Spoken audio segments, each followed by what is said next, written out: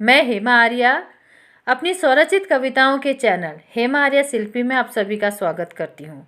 आज की मेरी कविता खुशी पर आधारित है, जिसका शीर्षक है मैं एक खुशी खरीद लेती। खामोश सी सड़क में कुछ खोई सी टहल रही थी।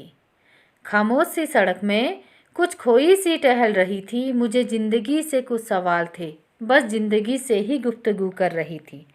सामने धुंध के बीच एक नन्ही सी बच्ची दिखाई दी। उसके कदमों के साथ उसकी ख्वाहिशों की आहट सी सुनाई दी। यूं ही होठों पर हल्की सी मुस्कुराहट के साथ वो नन्ही सी परी का हाथों में लेकर के हाथ। मैंने बस यूं ही पूछ लिया, बेटा क्या हो गया है। मैंने बस यूं ही पूछ लिया, बेटा क्या हो गया है। कुछ ढूंढ रही हो, शायद कुछ खो गया है। नीरस से निश्चल नैनों से वो मुझे देख हल्का सा मुस्कुराई। मुस्कुराते हुए कमल नैनों से जो ही उसने पलकें उठाई।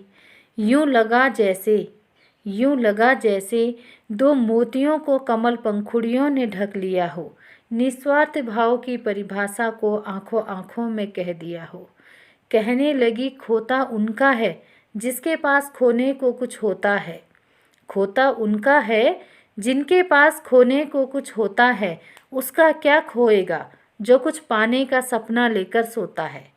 मैं तो माँ के लिए रब से कुछ मांगने जा रही हूँ। मैं तो माँ के लिए रब से कुछ मांगने जा रही हूँ।